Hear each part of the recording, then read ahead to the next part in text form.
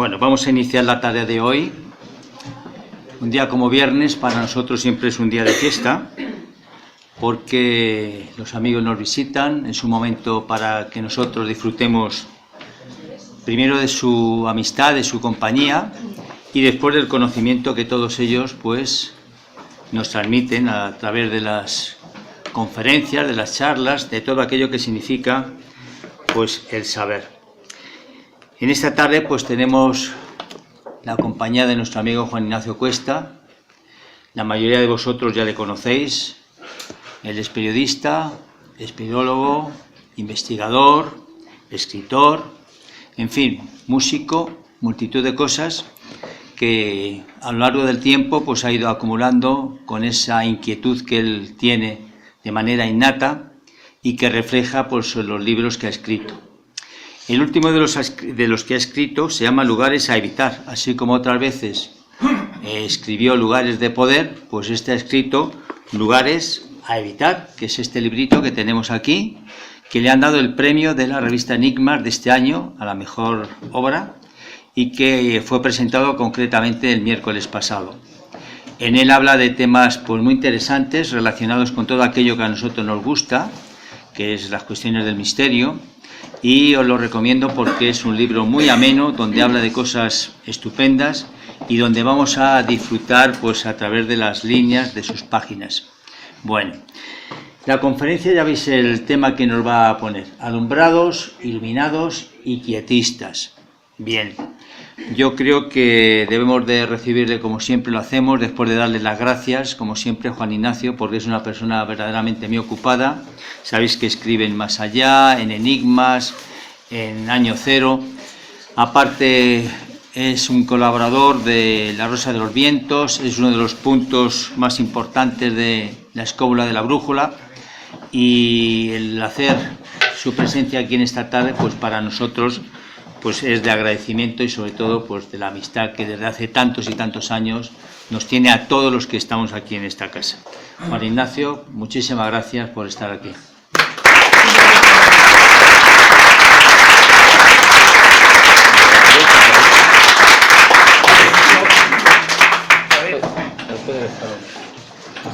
Muestra el sujo.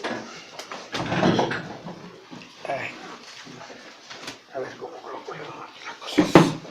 El mando ya lo tienes por ahí. Muy bien. Bueno, buenas tardes. Ya algunos nos conocemos ya de hace algunos años y debo decir, antes de que empecemos esta pequeña charla, que he llegado ya a una edad algo provecta y con la llegada de la jubilación me encuentro un poquito despistado, que pueda parecer mentira, pero bueno, las cosas de la vida pues son así, que le vamos a hacer. Porque el hacer un cambio de vida tan radical, de estar todo el santo día ocupado a tener mucho tiempo libre, pues suele redundar en un poquito de confusión. Y con respecto al libro que ha estado presentando, acaba de salir, como sabréis, lo presentamos el jueves de la semana pasada, el jueves de esta semana lo hemos presentado, se habrá otra presentación posteriormente, y bueno, está fundamentado en todos esos sitios en los que durante tantos años he estado investigando sobre diferentes materias, sobre diferentes cuestiones. El otro día allí estuvo Juan Miguel y estuvo viendo más o menos un poquito cómo se desarrollaba el argumento del libro. Ahí presento una serie de lugares de una manera ambigua, porque aunque el título del libro es Lugares a evitar cuando cae la noche, no se refiere tanto al fenómeno astronómico que hace la diferencia entre la luz, el día y la noche, sino utilizando la noche como una palabra como metáfora de ignorancia. La noche dentro de este libro también tiene que ver con la ignorancia y por lo tanto con todas esas cosas que debiéramos saber y no sabemos cuando vamos a este tipo de lugares, para que realmente podamos aprovecharnos de ellos o para que realmente poder sacarles todo su jugo, toda su enjundia. No es tanto sitios en los que haya cosas que dan miedo, también las hay, ciertamente, pero hay un doble juego que hay que leerlo con tranquilidad. Si algún día lo leéis, pues lo podréis apreciar fácilmente.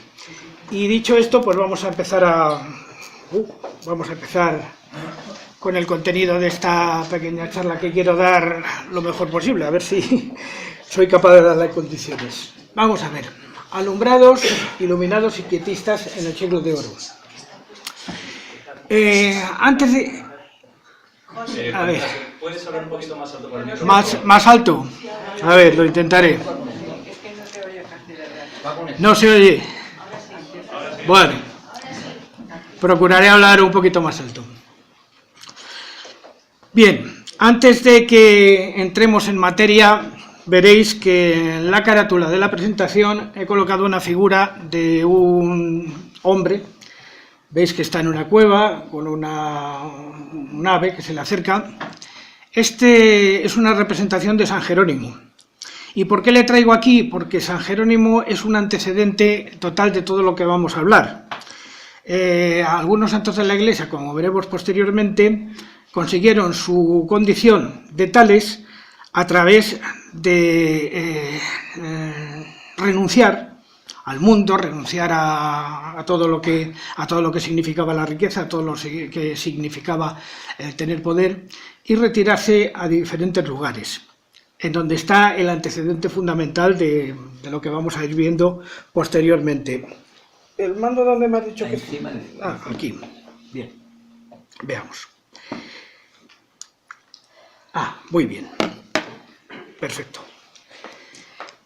Uno de los elementos clave del que vamos a partir antes de llegar al siglo XVI es desde sus bases o sus fundamentos bíblicos.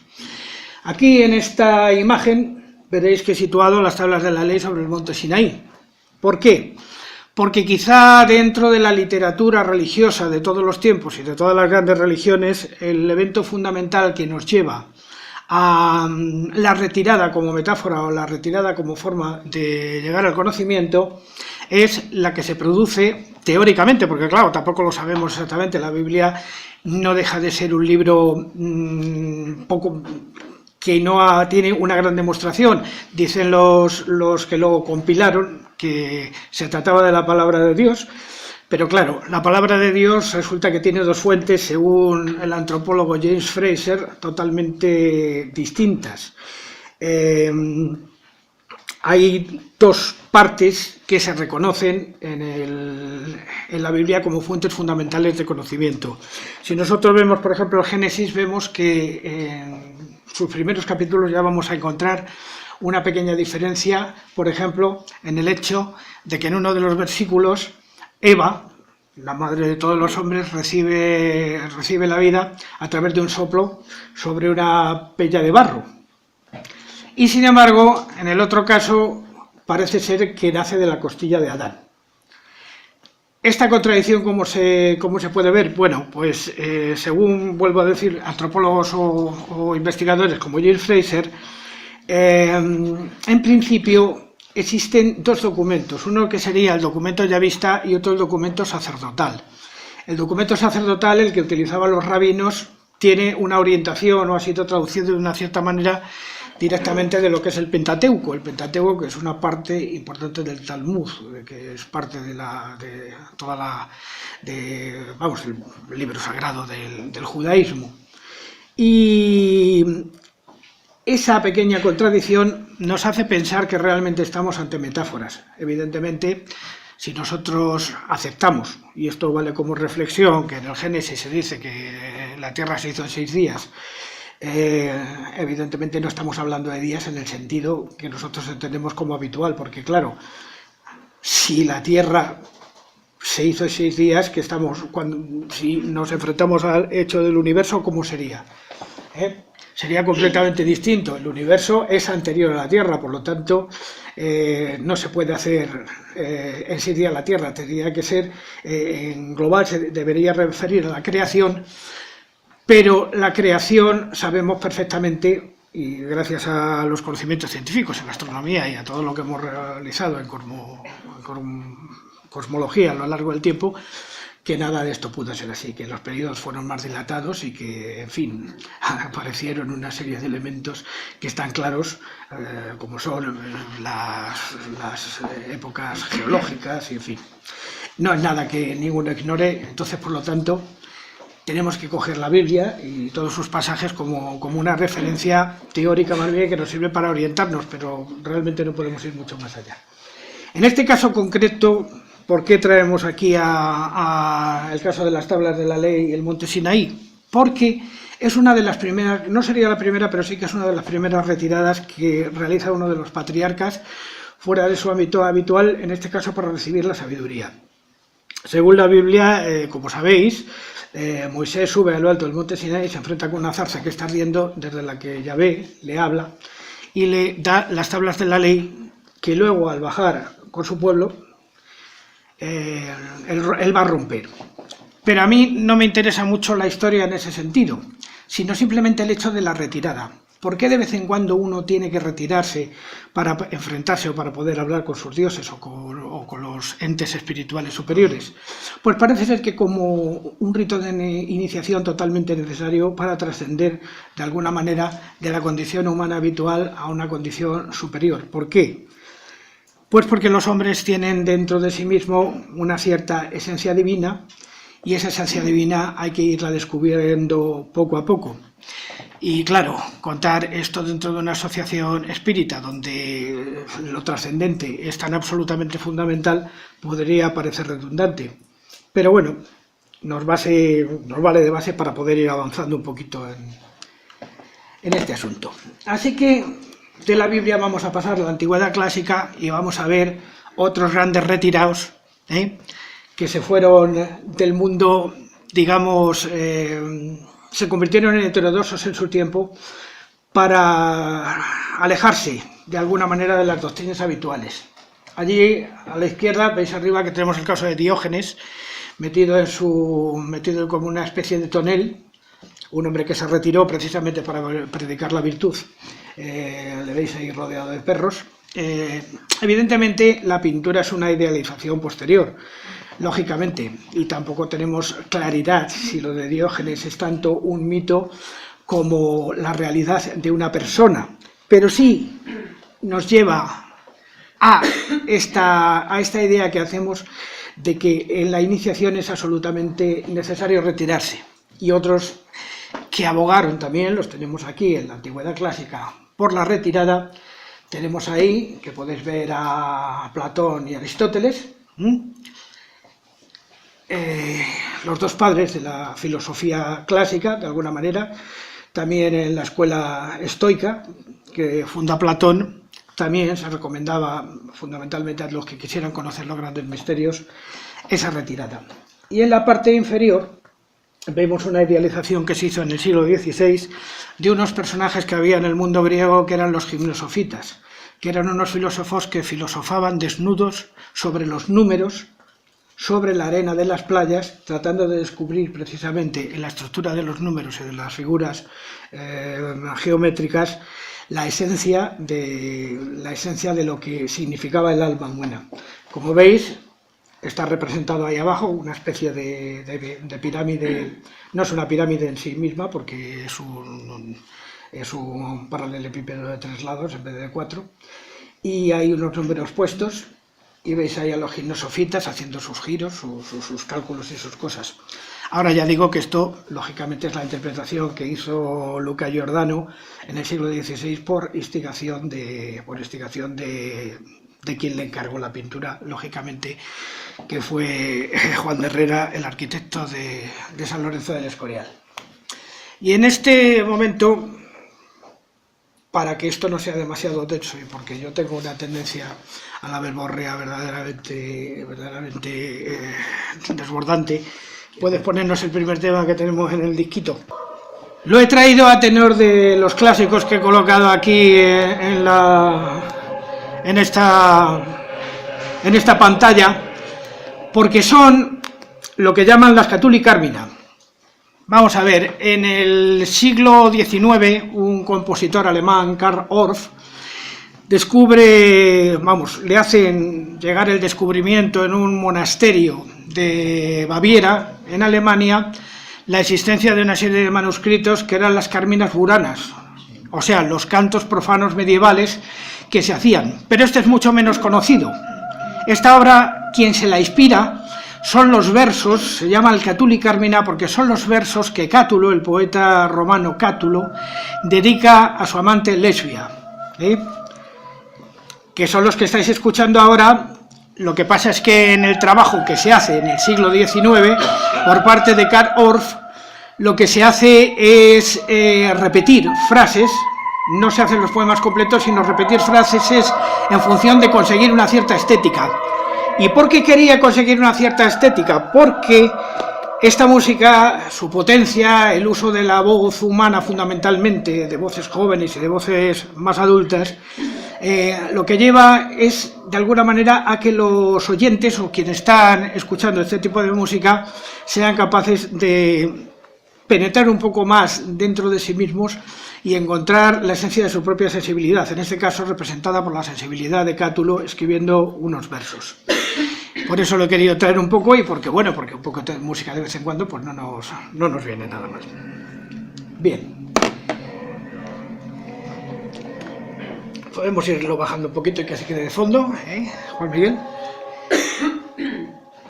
¿Qué personajes tenemos aquí y qué es lo que estamos representando? Seguimos en el ámbito bíblico.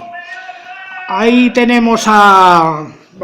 Bájalo un poquito más, que ahora se pone muy tenso. Sí, un poquito más tenso, sí. He preferido colocar, pero como viene todo seguidas unas de otros, las partes que son más en mezzo forte se nos echan encima.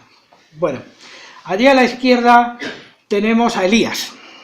Es el profeta Elías, en una representación del siglo XVII. El profeta Elías es otro de los que se retiran, del mundo en busca de Dios. Y en un sueño, él recibe una de las profecías más importantes que formarán parte del corpus bíblico, que es la profecía de que un día existiría una Jerusalén celeste. Y esa Jerusalén celeste estaría formada por la comunidad de todos los hombres y su hermandad sobre la tierra y la de los fieles difuntos, o sea, de los espíritus, que ya habrían ascendido a las altas esferas, y que lo he traído. Evidentemente no podemos tener una representación de algo tan absolutamente sutil, pero sí he querido traer aquí la representación que se hace de él en el Beato, en uno de los Beatos.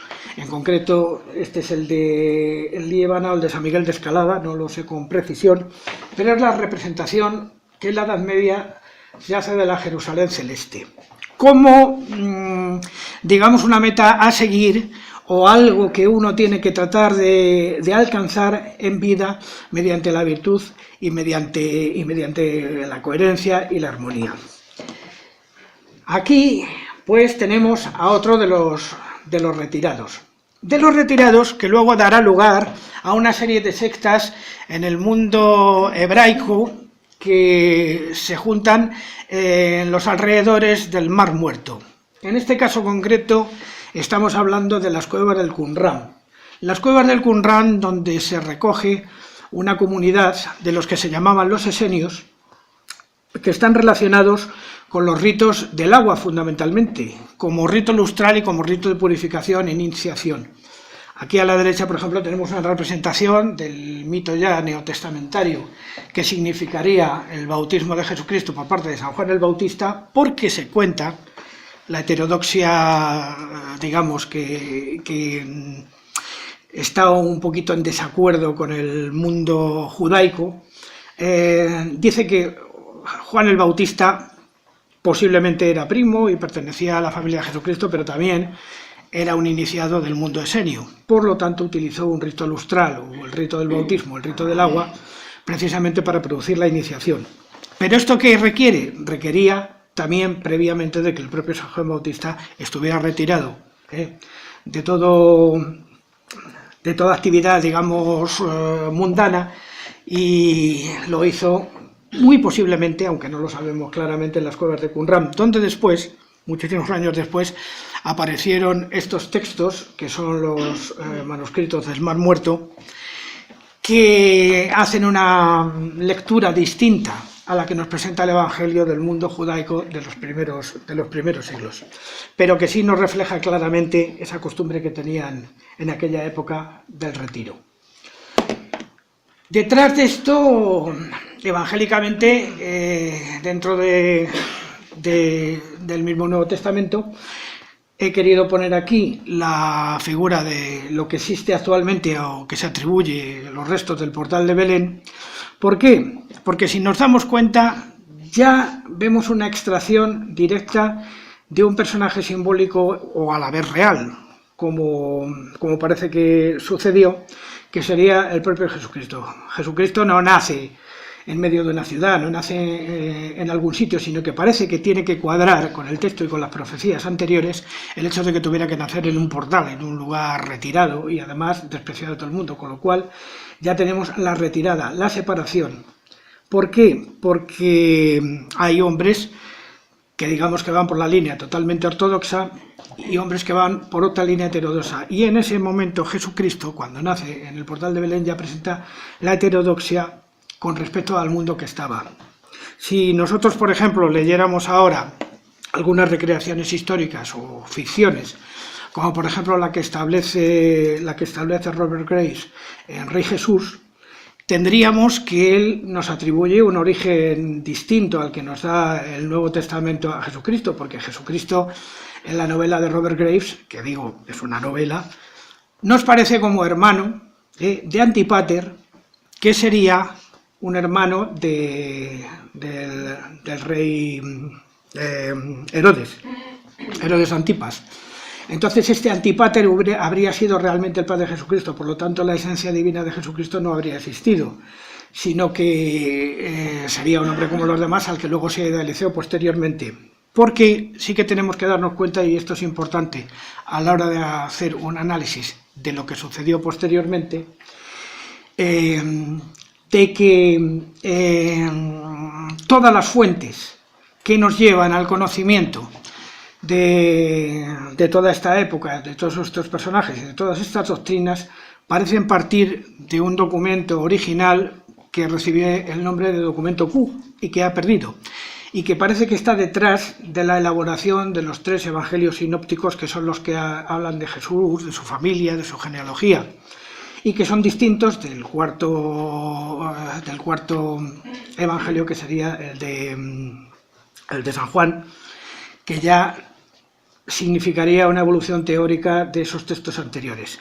Y este documento Q, que andaría por las comunidades judías primitivas de los primeros cristianos, habría dado origen precisamente a estos 3 evangelios, porque no olvidemos que esos evangelios se escriben ya por lo menos 30 y tantos años después de sucedidos los hechos que relatan.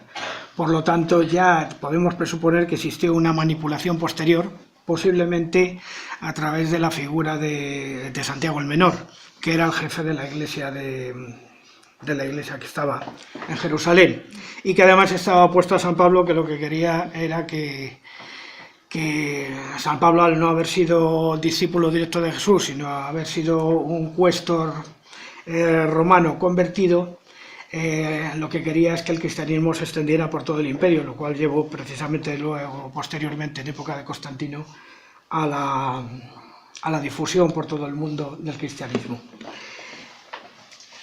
Y el propio Jesucristo nos aparece ya también en uno de esos retiros. Tenemos aquí el caso concreto de un cuadro que nos representa las tentaciones de Jesús en el monte, cuando Jesús se retira a ayunar durante 40 días y 40 noches, y aquí recibe la visita del demonio en el famoso con la famosa frase que todo el mundo conoce de todo esto te daré si postrándote ante mí me adoras. Bien, pero no nos importa tanto eso como que realmente, efectivamente, ¿por qué una figura importante a la que se supone, y según el cristianismo, que es el Hijo de Dios, tiene que retirarse?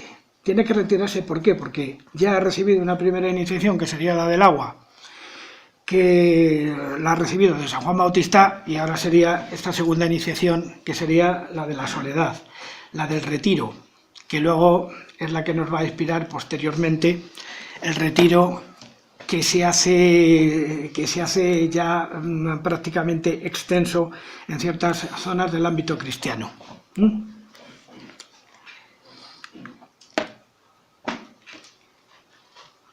En el ideario que nos aparece de la ciudad celeste, de la Jerusalén celeste, también tenemos que introducir esta figura, que es la figura del Monte Carmelo. El Monte Carmelo como lugar también de iniciación. Uno de los lugares donde más se desarrolló precisamente el cristianismo, quizá siguiendo la doctrina de los esenios en ese momento, fue en las montañas y en las cuevas que rodeaban la parte de Jerusalén cerca del lago de Tiberíades. Y ahí se encontraba el Monte Carmelo, que en principio no deja de ser nada más que una serie de comunidades que se van reuniendo en lo alto de las cuevas, se van introduciendo allí y van practicando una serie de ritos, pero que serían muy influyentes posteriormente en el desarrollo de las comunidades monásticas posteriores. Esta es la idealización, de alguna manera, de cómo debía ser el Monte Carmelo, porque realmente es una litografía hecha sin conocer el lugar. Si hoy vemos las fotos de tal sitio, pues como cualquier montaña lo que vemos es un peñasco, pero aquí se ha idealizado sus cuevas, el lago que tiene alrededor, y el Monte Carmelo inspiraría posteriormente a todos estos movimientos que van a partir de aquí, que es el lugar ya esencial. En la zona norte de África, en el Egipto tolemaico, en los desiertos de la Tebaida, empieza ya a retirarse en época temprana una serie de personajes que son los que van a dar lugar posteriormente a los movimientos monásticos. Ahí en el centro, por ejemplo, con una calavera tenemos a Pedro el Ermitaño, del que se dice que fue el fundador del movimiento cenobítico, porque es el primero que se retira a una cueva dentro del desierto, en función de buscar a Dios en el retiro y en la cercanía más íntima posible a la tierra. Allí a la izquierda tenemos la representación que hizo el Bosco de las tentaciones de San Antonio Abad. San Antonio Abad, otro de los grandes retirados, que por cierto, como parece ser, y dice la leyenda, que creo que todo el mundo conoce, que iban los animales a darle de comer allí al desierto, pues se ha convertido en el patrón de los animales. Por eso existe la fiesta de San Antonio en la que se bendice a los distintos animales, que tanto los domésticos como los agrarios. Y luego otro tercero personaje, dentro de otros muchos que también se retiraron en su momento, esta es Santa María Egipcíaca. Santa María Egipcíaca, se dice de ella que era una mujer de mala vida, que vivía allí en Egipto y que en un momento dado pues recibió la llamada y se aleja al desierto, donde va a dedicarse durante 40 años a la vida en absoluta soledad, comiendo nada más que langosta y, en fin, lo único que aparecía por allí a mano. Y Santa María Egipcíaca representa, digamos, la parte femenina del movimiento cenobítico. Quizá estaría detrás de luego todos los cenobios femeninos que se formarían después. Luego abajo os he puesto la figura del tarot, que es la figura del ermitaño y que representa al propio San Antonio Abad, que como veis lleva un báculo que además con un farolillo. ¿Por qué? Porque en la formación del tarot, años muchísimos después, precisamente será San Antonio el que va iluminando los caminos, el que va abriendo las sendas del conocimiento a quienes digamos que elijan su modelo de vida. Un modelo de vida que luego sería seguido por otros. Aquí, por ejemplo, tenemos a varios personajes que también estuvieron metidos en esta especie de locura mística. Ahí tenemos, por ejemplo, a Simón el Estagirita, del que se dice que estuvo subido en una columna durante 40 años sin moverse y que le alimentaban a través de la escalera o iban los pájaros. Precisamente sobre este hay una película importante que hizo Luis Buñuel, interpretada por Francisco Rabal, que que hace referencia a la figura de este anacoreta, que además fue tentado numerosas veces, dicen que por el maligno. Aquí tenemos otra representación de San Jerónimo, otro de los grandes retirados, que además luego sería uno de los 4 padres de la Iglesia, lo junto a San Agustín, San Ambrosio. Y allí, en el caso aquel, tenemos a San Columbano, que está celebrando la misa sobre el vientre de una ballena, otra especie de metáfora, porque el vientre de la ballena, no olvidéis que también está en la figura de Jonás. Jonás, que engulle al profeta, y durante 40 años dicen que el profeta estuvo dentro del estómago, durante 40 días quiero decir, dentro del estómago del animal. Y parece ser que el hecho de que se realizara esta misa por parte de San Columbano por encima del animal, encima de esta ballena, era porque lo había confundido con una isla, solamente que cuando empezaron a realizar el rito, aquello se empezó a mover, y entonces de ahí viene la metáfora de lo que desaparece y desaparece por debajo del mar dentro de este tipo de rito. Y bien, ahora veamos ya la aplicación de este tipo de retiros ya en nuestra geografía, en la península ibérica. Aquí, por ejemplo, yo voy a hacerme una pregunta que creo que todos nos podríamos hacer. Si habéis andado por toda la geografía española, habréis visto muchos sitios como este. ¿Qué llevó a estos, que es la pregunta, qué llevó a todos estos hombres a de repente encontrarse una piedra en medio de vaya usted a saber dónde, como en el caso concreto de esta que está en Cervera de Pisuerga, a vaciarla literalmente como si fuera una calabaza y a fundar allí dentro una comunidad, pero no solo fundarla, sino que además la rodea de tumbas donde después habían de ser enterrados? Porque claro, pensemos que la continuidad de la comunidad sería durante bastante tiempo. Entonces estaban conviviendo realmente con todos sus cadáveres. ¿Qué buscaban estos hombres para acercarse tanto a la tierra? ¿De dónde les vino esa inspiración para hacer cosas como esta, que tanto trabajo cuestan y que posiblemente llevaron esfuerzo y muchísimos agobios? Quizá es porque en aquella época donde los hombres tenían una cierta sensibilidad y sobre todo como venían imbuidos por todo lo que había nacido con la inspiración de estos padres que se habían retirado al desierto, la gente pensó que estando lo más cerca de la tierra posible, e incluso utilizándola como método como lugar donde habitar, estarían muchísimo más cerca del Dios al que pretendían llegar una vez después de muertos. Por eso quizá se hicieron tantísimas necrópolis. Daros cuenta que, por ejemplo, en España tenemos necrópolis rupestres prácticamente por todas partes. Son miles de tumbas las que se hicieron en la época de los visigodos, una vez instaurado el Reino de Toledo, que figuran por todas partes, por todos los sitios donde vamos a encontrar estos lugares donde se practicaba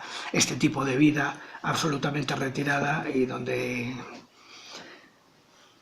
esta gente, una vez fallecida, quedaban ahí sobre este tipo de tumbas tan habituales. Esta en concreto ya digo que está en la zona de Cervera de Pisuerga, en la provincia de Palencia. Y aquí tenemos otras cuantas que además todavía siguen en uso. Bueno, algunas. Allí arriba, por ejemplo, tenemos la de Campo de Ebro, allá a la izquierda, que también se abrió en la piedra con las mismas razones, pero que esa ha sido reutilizada posteriormente como concejo del pueblo, o como escuelas, o lugar donde celebrar juicios. Esa ahí está ahora cerrada con unas cuantas piedras que le han hecho ahí un murete, pero en el interior existe una bancada que pertenece a la época de su construcción, donde se juntaban para recibir la doctrina. Aquí arriba, por ejemplo, tenemos Santa Marina de Valverde, que se hizo práctica en el siglo IX, octavo, noveno aproximadamente, y que sigue actualmente en uso. Se excavó totalmente dentro de una roca, además se les dotó de una serie de campanarios exentos, o sea, que salían de la propia tierra, no estaban encima de la iglesia como posteriormente, sino que salían de la propia tierra para que pudieran llamarse a los fieles, pero no formaban parte del edificio. Y esta de aquí abajo, que es muy interesante, que es la de Olleros de Pisuerga. Olleros de Pisuerga también se excavó dentro de la montaña poco a poco. Al ser roca arenisca no fue muy difícil, aunque luego posteriormente las aguas fueron deteriorando un poquito todos los materiales, de tal manera que algunas columnas ha habido que irlas sustituyendo para que no se destruyera todo. Y en su forma original era mucho más sencilla. Ahora actualmente, pues como veis aquí, se le ha dotado de un retablo, ahí, de una especie de ábside, ya posteriormente siglo XVI-XVII, y además de una sacristía que está en el interior. Allí es la parte exterior, está dedicada a los santos Justo y Pastor, los niños que fueron martirizados en Alcalá de Henares, y también tiene ese campanario exento arriba.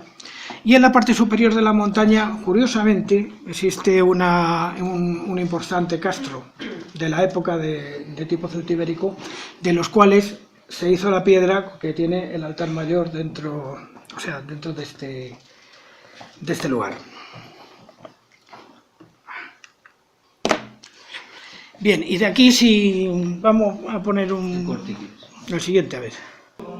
Bueno, os he puesto un fragmento de la misa mozárabe que actualmente... perdón, me ha tocado esto.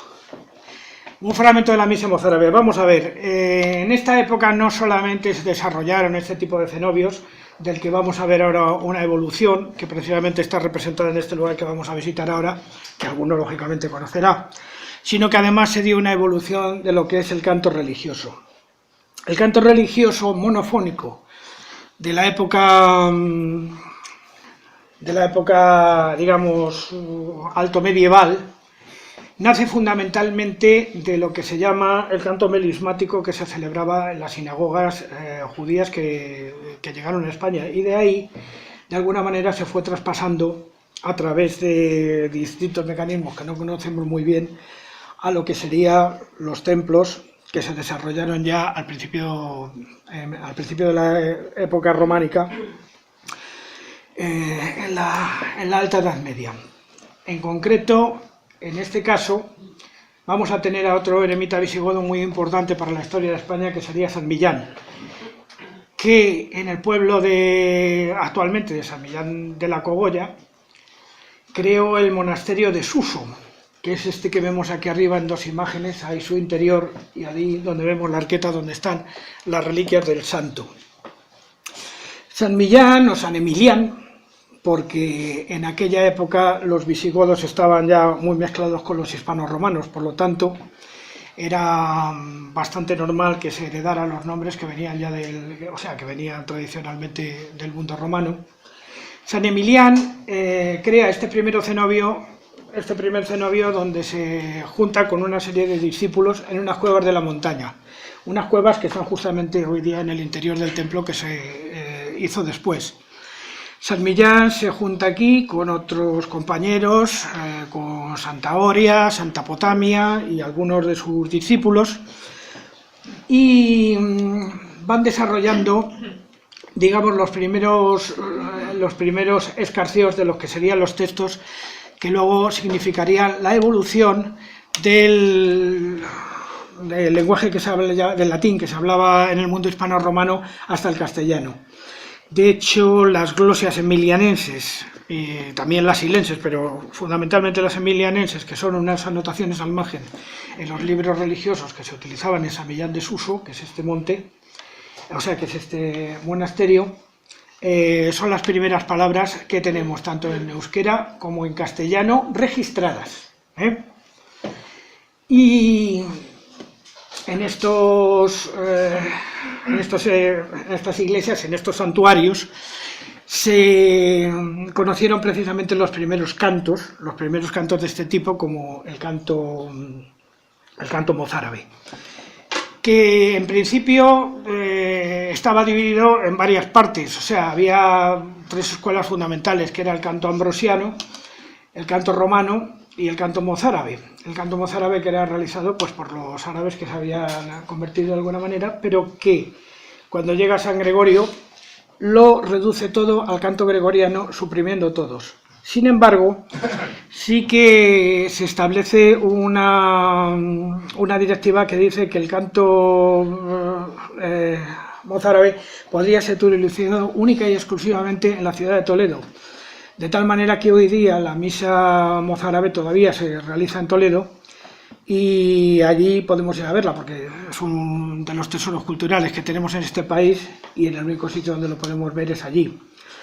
Luego, la labor posterior de recogida del canto gregoriano en el monasterio de Silos y en otros, pues llevaría a lo que tenemos hoy, a la recepción de todos estos documentos, y muchos de los cantorales que contienen este tipo de canto se encuentran en el monasterio que está justamente debajo de en esta localidad, que es el de San Millán de Yuso, el que está debajo de este. Son unos cantorales inmensos, de un peso brutal, que hay que mover con unas poleas y una serie de grúas y colocar en unos fascistoles tremendos, porque había que hacerlos tan grandes para que lo pudiera ver toda la comunidad a la hora de cantar.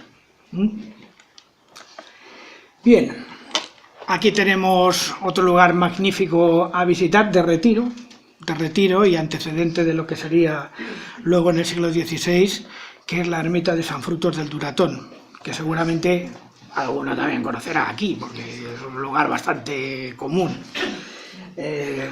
Dicen que aquí San Frutos, bueno, no es que dicen, sabemos perfectamente que San Frutos, patrón de Segovia, se reúne aquí con sus hermanos Valentín e Ingracia y construyeron unas pequeñas cuevas en las que se reunieron para realizar las labores diarias de rezo y de introspección que consideraban necesarias para su evolución espiritual, y se alimentaban de un pequeño huerto que estaba justamente debajo de ese farallón con una pequeña fuentecilla.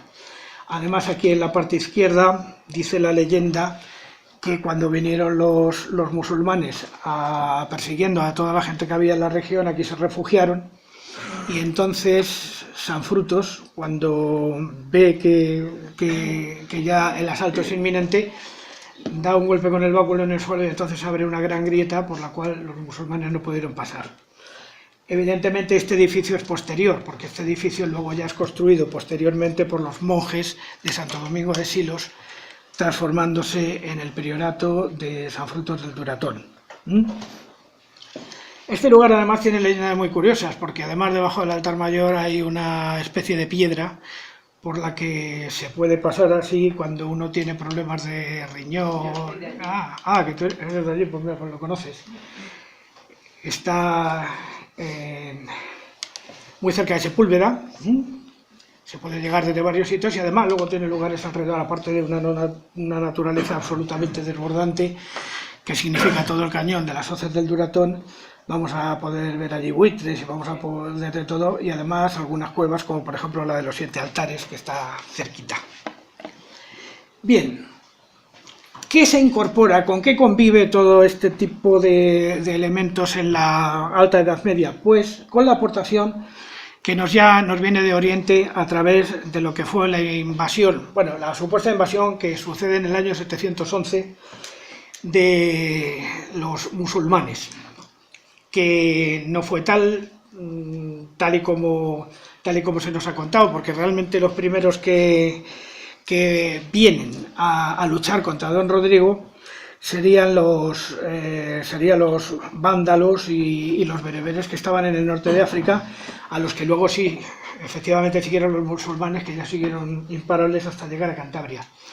Pero lo que nos importa es que en ese momento es que la península ibérica se divide fundamentalmente en 2 tipos de reinos: los reinos, lo que quedaba de los reinos cristianos, lo que quedaba del reino visigodo, y los musulmanes, que nos aparecen con otro tipo de espiritualidad distinta y que es procedente del mundo oriental, pero en la vertiente no cristiana. que sería la vertiente musulmana. Entonces, aquí tenemos personajes como Ibn Arabi, poeta murciano, absolutamente determinante a la hora de entender cómo se desarrolla lo que se llama la doctrina sufí, que es otra doctrina de místicos o de gente que se retiraron, pero esta vez dentro del Islam. Aquí tenemos el caso también de Omar Khayyam, que sería el apóstol, el poeta del vino y del amor, que también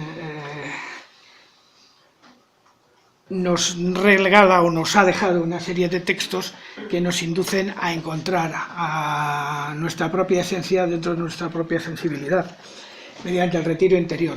Y por fin, los derviches giróvagos, que están también dentro del mundo sufí, no son exactamente musulmanes, están un poquito a caballo entre lo musulmán y lo cristiano, pero que tienen también una curiosa teoría. El derviche sufí lo que busca fundamentalmente con el giro es emular el movimiento de las esferas a lo largo del universo, y esto le permite también, de alguna manera, hacer un retiro interior que le servirá para crecer espiritualmente.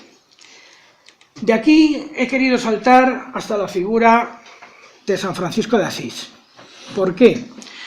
Porque ya con San Francisco de Asís tenemos el primer, movimiento serio que se produce dentro de la Iglesia de alejamiento, de las corrientes oficiales. No es que fuera la primera vez, porque ya San Benito de Nursia había creado, los benedictinos habían hecho una primera renuncia a los bienes materiales, siguiendo la doctrina crística de ser pobre y tener las mínimas posesiones posibles. Pero en el caso de San Francisco de Asís viene una especie de primera reforma. En ese momento la Iglesia se ha convertido en algo muy opulento, y dentro de su seno muchos monjes deciden, lo que son las órdenes tercianas o tercianas, constituirse, según ejemplo de San Francisco de Asís, en comunidades de rechazo a los bienes materiales. En concreto, San Francisco recibe la iluminación cuando encuentra la iglesia esta de San Damiano en medio de un valle, y recibe aquí la primera iniciación cuando entra a rezar a lo que quedaba de un Cristo en la iglesia totalmente derruida, y este Cristo termina apareciéndose él y, según dice él, hablándole personalmente. Esto llevaría a que San Francisco, en concreto la película, el fotograma que pongo es de la película de Franco Zeffirelli, Hermano Sol, Hermana Luna. De aquí nacerían las primeras órdenes menores, las órdenes mendicantes, que luego darían lugar a todas las órdenes posteriores que fueron desvirtuando un poco este tipo de mensajes. Aquí he querido también, aparte de mantener algunas de las fotos de la película, he querido también la película del Nombre de la Rosa, y la he querido traer porque los personajes que figuran en el Nombre de la Rosa son reales. No sé si habréis leído alguien la novela de Umberto Eco y habréis visto la película. Los personajes corresponden a personajes reales. Por ejemplo, el personaje que hace Sean Connery, que es Guillermo de Baskerville, está basado en la figura de Guillermo de Ockham, uno de los grandes filósofos de la época, el hombre que inventó la navaja de Ockham. Es un método de razonar. Y luego también aparecen otros personajes como Bertino da Casale, que es el que llevaría después a la creación de las teorías de Juan Hus, o sea, el husismo, posteriormente, o sea, lo que se llamaría los husitas, con lo que empiezan a aparecer ya las primeras herejías, bajo medievales, que tendrían tanta influencia posteriormente en el Renacimiento. Luego, además, tenemos que hablar un poquitito también de los buenos hombres, los cátaros. Los cátaros representan, de alguna manera, también una contestación al seno de la Iglesia y a su opulencia. Hacen una extracción, de parte de la doctrina, pero deciden que ellos no tienen por qué estar sujetos al concurso de los sacramentos ni a las doctrinas oficiales. Entonces se reúnen en una serie de comunidades en el Languedoc francés, en pueblos como Carcassona, Peypertus, Quéribus y algunos sitios así, y en concreto que es el castillo de Montsegur, donde serían masacrados posteriormente en el año 1211 por las tropas de Simón de Montfort, enviadas para terminar con la herejía que se conocía como albigense. Estos hombres que fueron asaltados, sufrieron asalto al castillo, y algunos de los cuales se les quemó en el llamado Prat del Cremats, daría lugar a algunos movimientos que, inspirados en ellos, nos llevarían ya poquito a poquito conduciendo hacia la explosión posterior que tendría lugar en el siglo XVI. Otro personaje que tenemos aquí y que he querido traer es una mujer fundamental para la historia del pensamiento relacionado con el quietismo y con los alumbrados. Esta mujer es Hildegarda, que es la abadesa del convento de Bingen. Una mujer que estaba muy imbuida no solamente por las doctrinas místicas, sino que también tenía muchos conocimientos en materia de alquimia y en materia de medicina. Y además desarrolló lo que se llamó la lengua ignota, que era una especie de lenguaje con el que se supone que hablaba con los ángeles y que le llevó a crear una serie de músicas en esa misma lengua ignota que permanecieron, digamos, mucho tiempo olvidadas hasta que fueron rescatadas y empezaron a ser publicadas.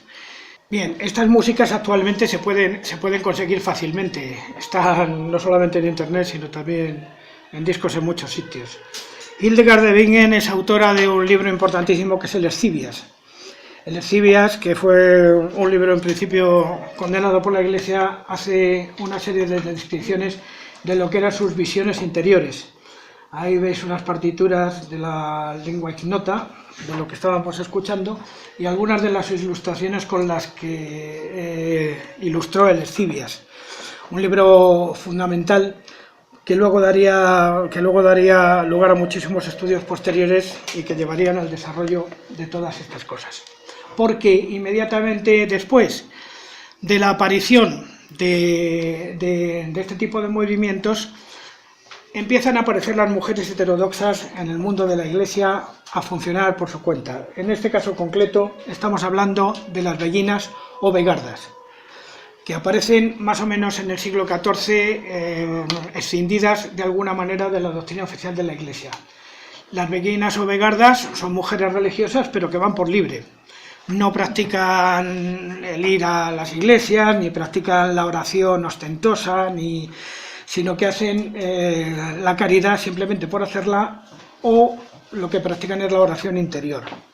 Y esto ya nos va acercando al alumbradismo y al quietismo del siglo de oro.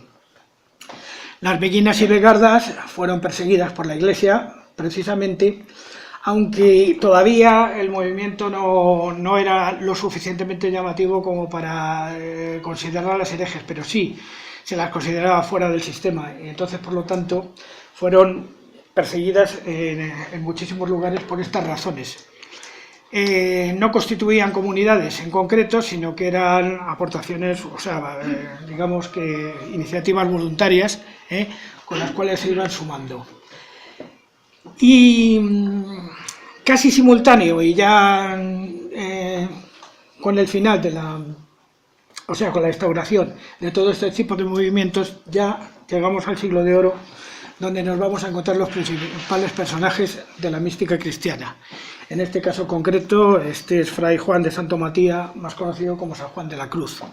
San Juan de la Cruz, que ahora nos hace retrotraernos un poquito hacia lo anterior, porque uno de sus ideales sería la idealización de ese ascenso al Monte Carmelo, ese monte que veíamos idealizado en otra ilustración anterior, y que aquí lo tenemos dibujado por él. La subida al Monte Carmelo de San Juan de la Cruz constituye un libro, digamos, de iniciación en busca también de ese perfeccionamiento que nos llevaría, que nos puede llevar al crecimiento espiritual. El caso concreto de este hombre, que era un hombre débil y pequeño, es que todo su empeño fundamentalmente era no solo el retiro, sino también de alguna manera buscar el silencio como norma. Él tiene, lo sabréis, que además no solamente es un gran místico, sino es una de las obras cumbres de la literatura del siglo de oro a través de sus El Cántico de las Criaturas o La Noche Oscura del Alma. Libros de iniciación que se crearon en la época y que fueron muy influyentes. Hombre que, lógicamente, como todo el mundo sabe, vivió en la misma época que Santa Teresa de Jesús, Teresa de Cepeda y Ahumada, a la que vemos aquí, junto a él, porque estos juntos fundaron algunos conventos dentro de lo que es la filosofía del Carmelo. El Carmelo, que tiene uno de sus conventos, uno de los que a mí personalmente me parece más interesante, es que el que está en Pastrana, donde se conserva esta cueva, donde se la llaman la cueva de San Juan de la Cruz, donde él bajaba a meditar. Pero que no es la única cueva, como veremos, que había allí donde se reunió él con su gente. Además tenemos allí la imagen de Bernini idealizando uno de los arrebatos de la Santa, en el cual ella afirma que siente como que unas flechas ardientes traspasan su corazón. Y en ese momento ella siente un arrebato místico que la lleva a las máximas cotas de unión con su Dios, porque en este momento es cuando nacen ya las teorías sobre las vías iluminativa, contemplativa y unitiva. Ya empieza a aparecer el término iluminación, el término unión y el término contemplación como ejes fundamentales de todas estas teorías. Aquí, por ejemplo, vemos que hay otra cueva en Pastrana, esta en concreto, que la llaman la Cueva de los Moros, donde sí que sabemos que los primeros seguidores de San Juan de la Cruz se estuvieron reuniendo para crear una de las primeras comunidades cenobíticas que luego se trasladó a un sitio que veremos posteriormente, que es el Desierto Santo de Bolarqui. Este lugar no fue creado en el siglo XVI, este lugar venía ya del mundo celtibérico. Creemos que se trataba de un templo dedicado a hacer una serie de oráculos. Lo que es cierto es que, como en el caso que veíamos del eremitorio de San Vicente, se tomaron un trabajo tremendo en vaciar todas las piedras, creando todo este tipo de hornacinas y todo este tipo de habitaciones donde desarrollar todas estas teorías místicas. Bueno, aquí os traigo un dibujo del lugar a donde fueron posteriormente los que se reunieron en Pastrana. Este lugar es una recreación posterior de lo que llamaron el Desierto Santo de Bolarqui. ¿Por qué? Porque en esta época que empezó el alumbradismo y el retiro espiritual como forma de desarrollo, se crearon lo que se llamaron los yermos o lo que se llamaron los desiertos, de tal manera que ya el cenobita no se iba solo al monte, sino que se reunía con otros, cada uno creaba su pequeña ermita en una pequeña zona del monte y luego al final se creaba un receptorio donde todos bajaban a realizar los oficios habituales. Aquí, por ejemplo, veis en concreto una imagen aérea del que es el desierto, lo que queda de lo que es el Desierto Santo de Bolarqui. Esa es la parte donde se reunían a cenar y donde iban a realizar sus misas y sus oficios religiosos. ¿Por qué? Pues porque con la desamortización de Juan Álvarez de Mendizábal a principios del siglo XIX, todo esto desapareció y fue abandonado. De tal manera que hoy día, y una vez ya creada, ya en el siglo XX, el pantano regulador de Bolarqui, en la cuenca del Tajo, la mayor parte de todas ermitas, como esta, por ejemplo, que vemos aquí, han quedado debajo del agua y para poder visitarlas es necesario utilizar equipo de buceo para llegar hasta la parte inferior y poder ver lo que hicieron allí. Pero como testimonio nos ha quedado todo el monte pues tachonado de estas ruinas, de estas pequeñas ermitas individuales que tenía cada uno de ellos, que por cierto sufrieron algunos accidentes, como por ejemplo una noche que parece ser que alguien que quería alejarles de la noche, o sea, de la zona, les mandó zorras con antorchas encendidas, atadas al rabo, y que provocaron un incendio y terminaron con parte de todas las construcciones. Bien, y ya estamos en el seno del movimiento alumbradista, que ya sería considerado como una herejía. ¿Por qué? Porque ya en este momento la Inquisición empieza a utilizar, la Inquisición que había sido creada en tiempos de los reyes católicos para perseguir fundamentalmente a los judaizantes, dicen que a las brujas, pero la brujería bastante menos. Lo que se perseguía fundamentalmente eran a judaizantes, eran a herejes y sobre todo a los que luego serían posteriormente los protestantes. Empezaron a estar muy empeñados en terminar con los movimientos alumbradistas. ¿Por qué? Porque los movimientos alumbradistas, al ser una escisión dentro de la propia Iglesia y no aceptar, digamos, los ritos, los sacramentos y todo este tipo de cuestiones, de alguna manera lo que estaban era pues cuestionando no solamente la doctrina, sino que además el negocio se les caía de alguna manera, porque no olvidemos que uno de los negocios más importantes de todos los tiempos posiblemente fue la invención del purgatorio. Gracias a la invención del purgatorio se han construido prácticamente todas las iglesias y se han llenado la iglesia de grandes fortunas. Y el purgatorio, que no parece existir, según dice algunas encíclicas realizadas últimamente, sirvió en el pasado precisamente para que la gente tuviera un cierto empeño en asegurar mediante el pago la trascendencia posterior, ¿no? Por eso todas las iglesias están llenas de tumbas. Si nosotros vamos a observar una catedral o vamos a observar cualquier tipo de iglesia, son cementerios de algún modo, ¿no? Pero no cementerios del vulgo, sino de los monjes y de la gente rica, ¿no? Cualquier catedral fue pagada fundamentalmente por sus propios moradores posteriores, ¿no? Aparte de los cabildos y otra serie de personajes de la época. Pero en fin, lo que nos importa aquí es que ya la Inquisición, que había empezado a adquirir poder en la época de los Reyes Católicos, ya con Carlos V, se establece como fuerza fundamental por parte de la Iglesia para la defensa de la doctrina, y tiene que convocarse un concilio, que es el Concilio de Trento, donde tratar de salvar la esencia de lo poco que iba quedando de todo esto, porque pronto aparecía la figura de Martín Lutero. Carlos V, que al final, viendo que su obra no prosperaba, terminó un poquito agobiado y realiza también un retiro.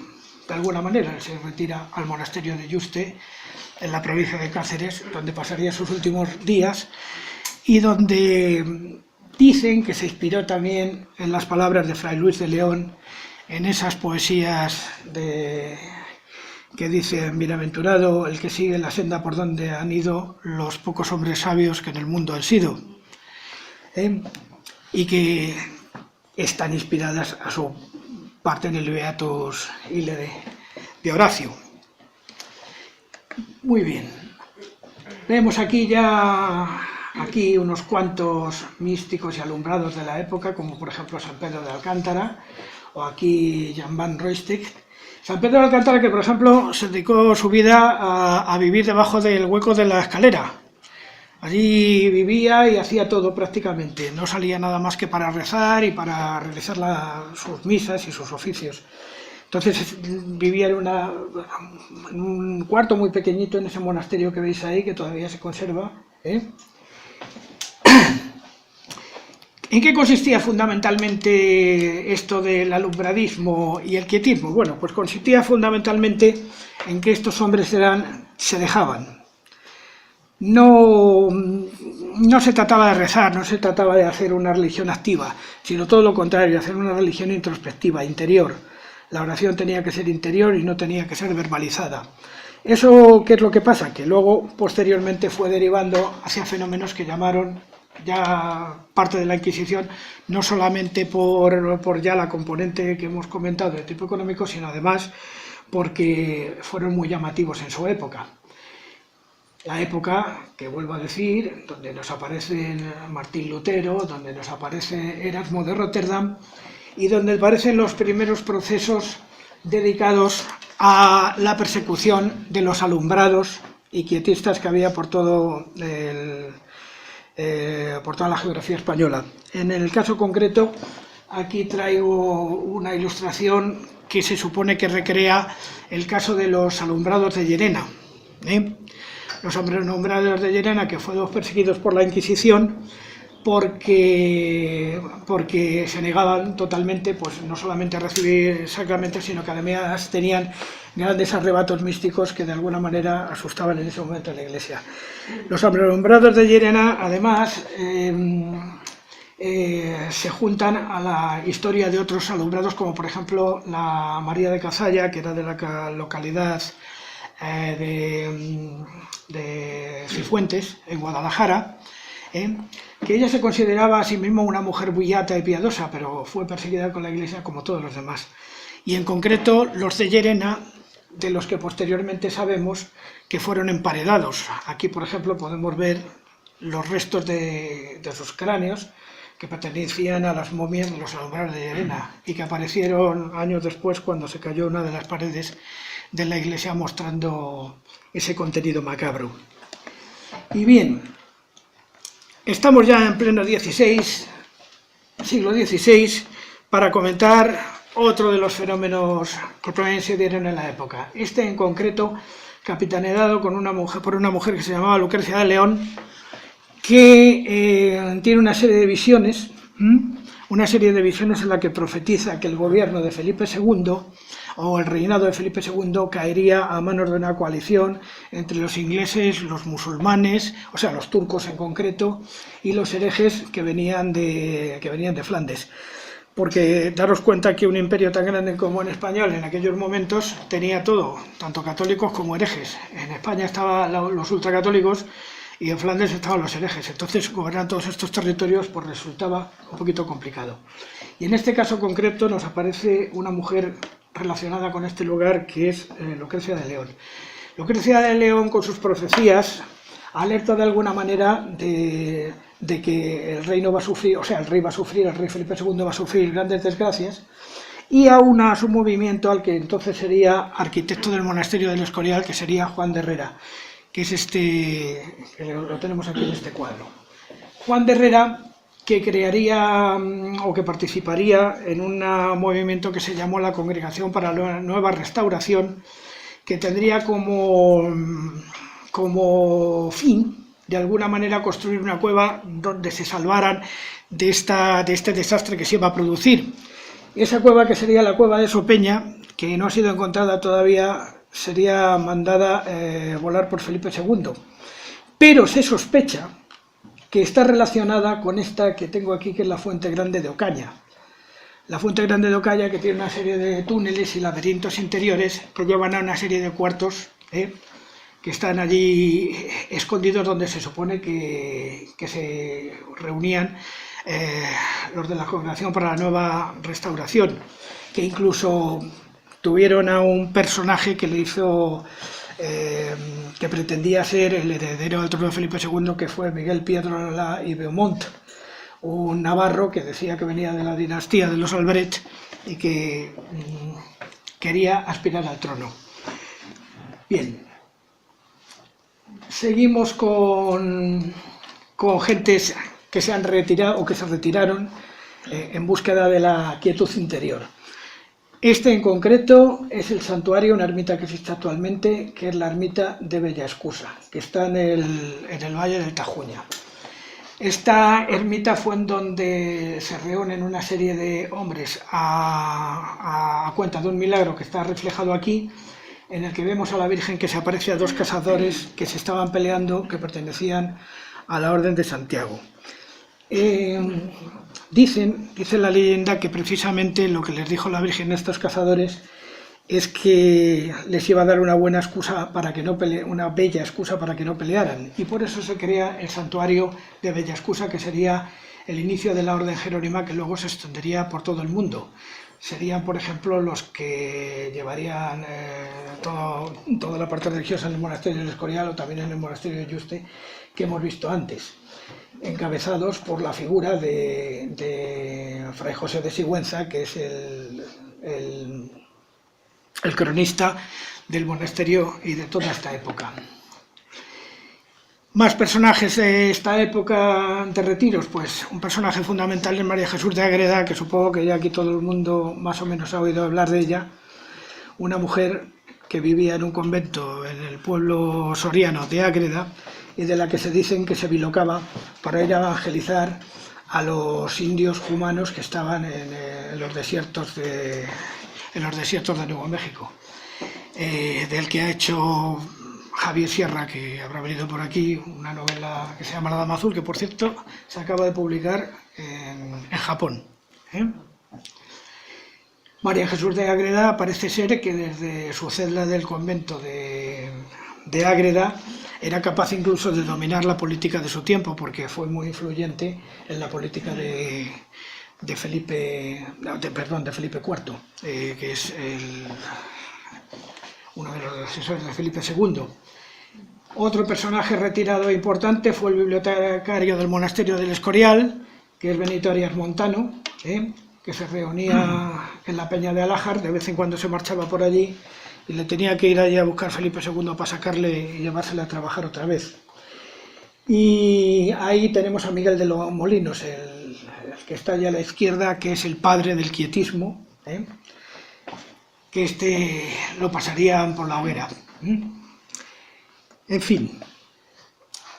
Luego, posteriormente, también existen otros fenómenos también de recogimiento interior, capitaneados por otros personajes, como por ejemplo tenemos a San Ignacio de Loyola, creador de los jesuitas, que ha dado una orden que ha dado personajes fundamentales también para la mística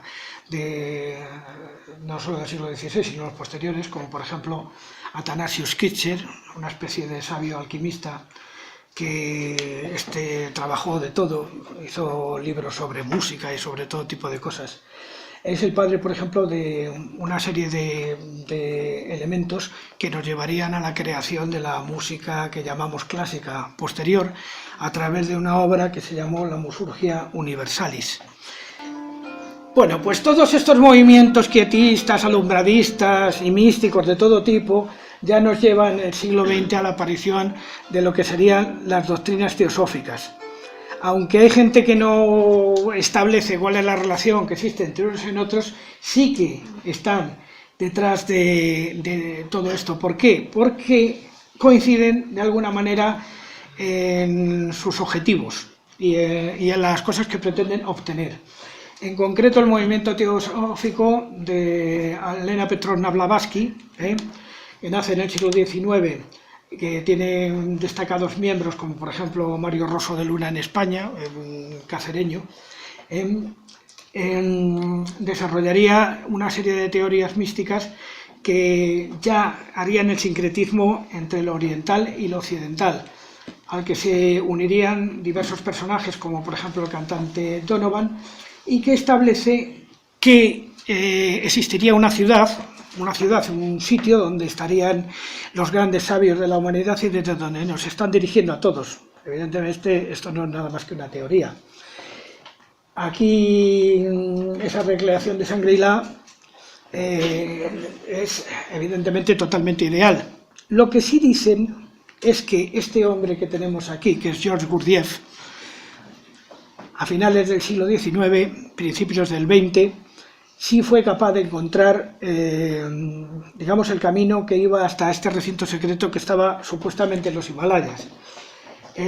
Gurdjieff es un personaje fundamental para entender la mística laica del siglo XX, es el autor del Sendero de la Mano Izquierda y del Cuarto Camino, y se estableció en Europa como místico, como un maestro, con una escuela de danzas, en la que estaba ayudado por un pianista que se llamaba Tomás de Harman, Desarrollaron su labor fundamentalmente en Francia, en París y en varios sitios, y actualmente siguen en vigor los movimientos que practican las danzas que descubrió Gurdjieff. Todo esto está relacionado íntimamente con todo lo que hemos hablado hasta ahora, porque todas las cosas vienen unas de otras, que además tienen su antecedente quizá en hechos anteriores. El hecho concreto, por ejemplo, de la aparición del primer iluminado, que lo teníamos que haber metido en otro sitio, pero que prefiero ponerlo aquí, que sería el propio Buda.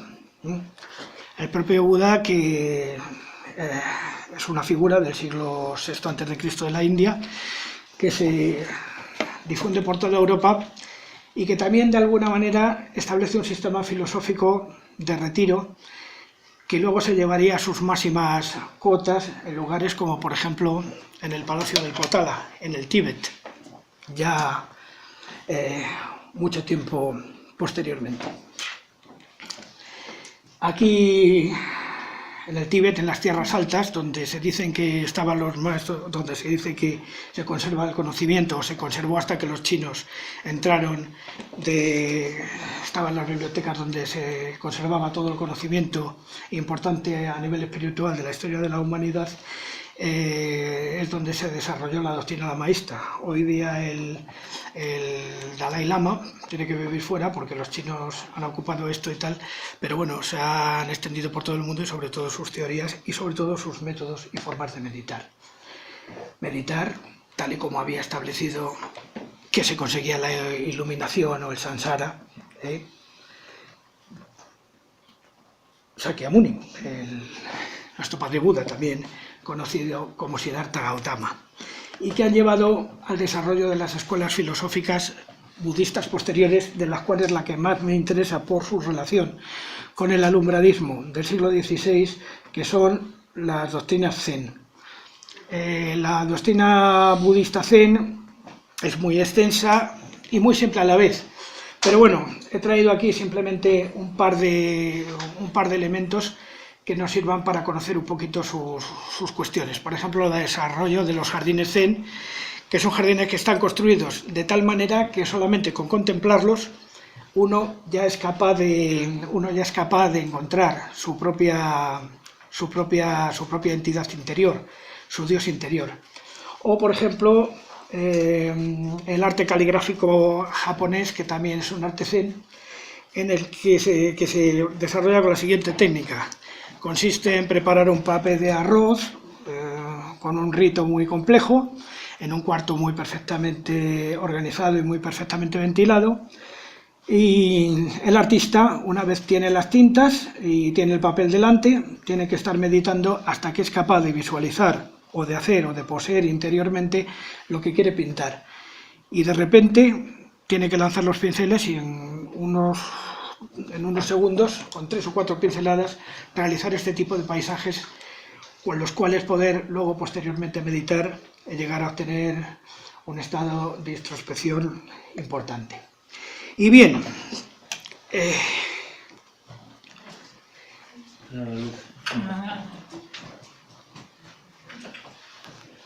no sé si he dado un buen repaso por todos los temas que he querido repasar, ni si esto cubre totalmente las expectativas, pero sí que es cierto que todos estos elementos y todas estas técnicas que hemos estado viendo ahora a lo largo del tiempo nos llevan de alguna manera a un momento como este, en el cual el mundo estamos ahora viviendo una pequeña etapa de confusión, sobre todo a tenor de los últimos acontecimientos que se están dando. Y es mi idea, de alguna manera, que la única manera que tenemos de poder contrarrestar todo lo negativo que pueda venir en el futuro, en lo presente, o el devenir, el cambio climático, todos estos líos políticos que nos traemos ahora, la única manera que tenemos que enfrentarnos totalmente a ellos es la armonía y sobre todo la búsqueda interior. No se trata tanto de ser iniciado como de hoy día ser lo suficientemente responsables para iniciarnos a nosotros mismos. Y en este sentido, pues tenemos herramientas, la meditación, tenemos herramientas a imitación de estos hombres del siglo XVI, que es la introspección interior, el abandono, el autoabandono, pero sobre todo la armonía, que nos viene de la contemplación, de la música y de esas cosas. Y como supongo que me van a tirar piedras si no termino a mi manera personal, pues bueno, si queréis traemos una música del siglo XVI. No. Esa ya no la tienes que poner. Bueno, en el siglo XVI hubo un señor que se llamó Tomás Luis de Vitoria, que escribió un Ave María que es fundamental porque en su armonía podemos encontrar, digamos, los elementos para poder concentrarnos adecuadamente. Ave María, gratia plena, Dominus tecum,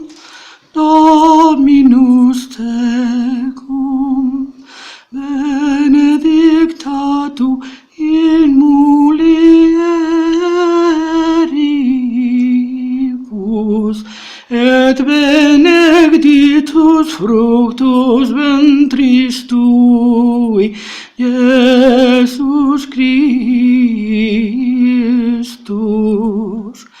Santa Maria, Mater Dei, Santa Maria, Mater Dei, ora pro nobis peccatoribus, nun